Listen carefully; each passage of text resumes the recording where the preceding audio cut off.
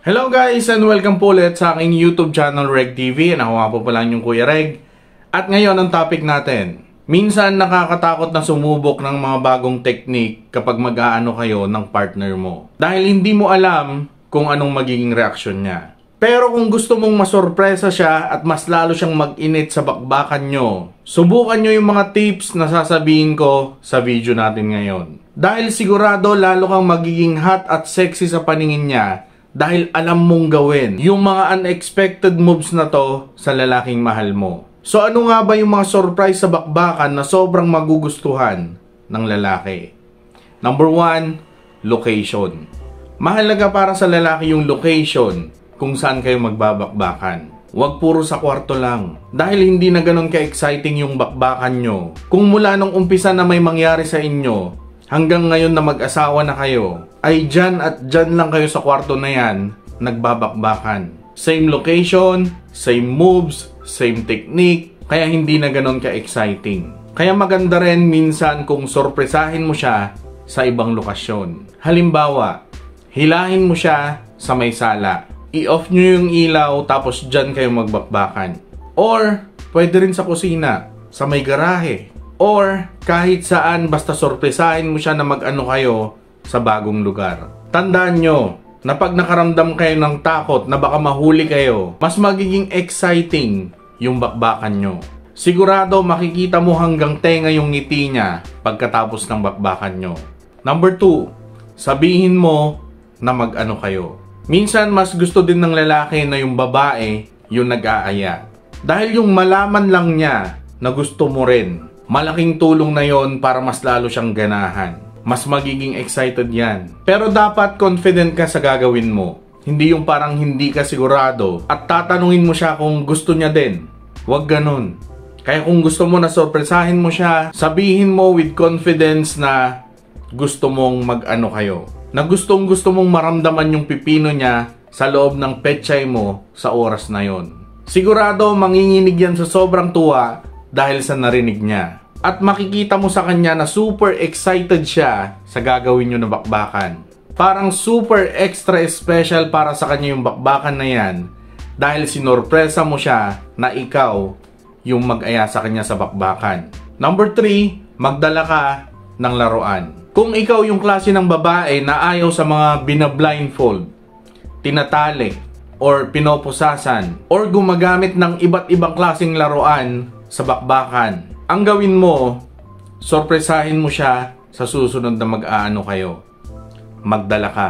Kung iniisip mo na baka matakot siya or baka magalit siya sa'yo, kabaliktaran yung iniisip mo. Dahil sigurado mas matutuwa siya dyan. Dahil mangyayari na sa kanya or mararanasan na niya kung ano yung mga napapanood niya sa movie or sa internet. Laging handa ang mga lalaki sa mga bago na ganyan para mas maging exciting yung bakbakan. Lalo na kung nakita niya na confident ka na gusto mo rin yung gagawin mo. Kaya kahit na medyo may kaba ka sa dibdib mo, huwag mong ipapakita na nahihiya ka or natatakot ka sa gagawin mo. Dapat ipakita mo na sure ka na gusto mo yan gawin. Sigurado mababaliw siya dyan. Number 4, hayaan mong maglakbay ang kamay mo. Sa bakbakan, kadalasan lalaki yung malikot ang kamay. Kung saan-saan napupunta yan at kung ano-ano yung nahahawakan yan sa katawan ng babae. Pero alam nyo ba na yung kamay nyo ay sobrang makapangyarihan yan? May kakaibang init yan na lalong nagpapael sa mga lalaki. Maihawak nyo lang yan sa tamang spot sa katawan ng lalaki. Sigurado, mapapatirik mo ang mga mata ng mister mo. Halimbawa na lang ng mga pwede mong hawakan sa katawan ng lalaki sa bakbakan nyo ay yung rambutan niya. Pero huwag mong pipisilin dahil masakit yun. Haplos-haplosin mo lang, sigurado mag-iinit na yan. At masusurpresa siya lalo na kung first time mo yan na gagawin sa kanya. Number 5, gulatin mo siya. Minsan naman hindi kailangan ng bonggang-bonggang preparasyon para masurpresa mo siya sa bakbakan nyo. Ito super simple lang pero super unexpected ito para sa kanya. Ang gawin mo, abangan mo siya pag uwi niya galing sa trabaho. Tapos pag dumating na siya, salubungin mo agad. tapos wala nang salita-salita, wala nang pero-pero, tapos hawakan mo agad sa kwelyo, tapos hilahin mo na siya sa kwarto nyo. Ipakita mo sa kanya kung gaano ka kasabik sa paghihintay mo sa kanya. Sigurado magugulat yan at malilito siya sa mga nangyayari. Pero sobrang matutuwa yan at isa yan sa mga hindi niya makakalimutan sa'yo. Kaya kung hindi mo pa yan nagagawa sa kanya, subukan mo yan, sigurado matutuwa at mababaliw siya sa inihanda mo sa kanya na sorpresa. Number 6, sabayan mo siya sa pagligo. Madalas, lalaki yung makulit na makisabay sa partner nila. Iilan lang sa mga babae yung gumagawa na sila mismo yung nangungulit na makisabay sa partner nila sa pagligo. Kaya bakit hindi mo subukan na sorpresahin siya, napasukin siya pag naliligo? Sabayan mo siya tapos kainin mo yung pipino niya. Sigurado gulat na gulat yan at sasabog siya sa tuwa dahil hindi niya ine-expect na gagawin mo yon. At hindi niya ine-expect na makaka-score siya sa oras na yon. At sa lugar pa na hindi niya inaasahan, 'di ba? Number 7, pinaka the best na alarm clock.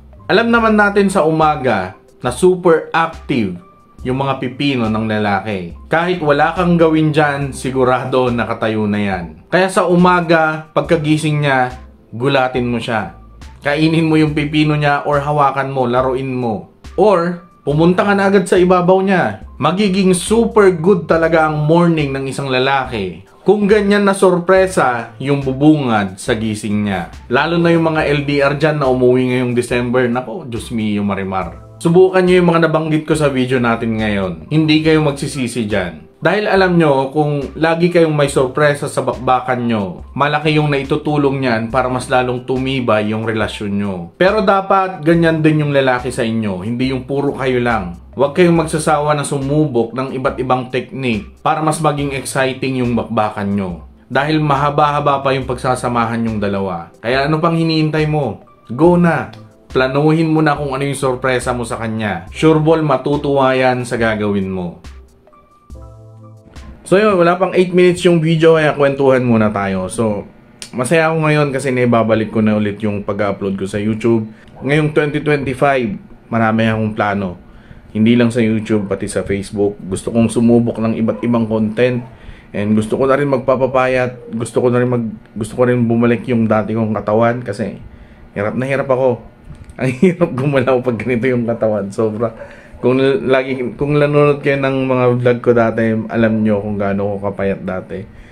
Pero yun, maraming salamat pa rin sa panonood dahil andyan kayo lagi na ako suporta sa akin. Maraming thank you sa walang sawang suporta, sa hindi pag-iwan sa akin. Thank you. Love you all. And God bless. Ingat kayo sa mga kinaraon. God bless. Peace and goodbye.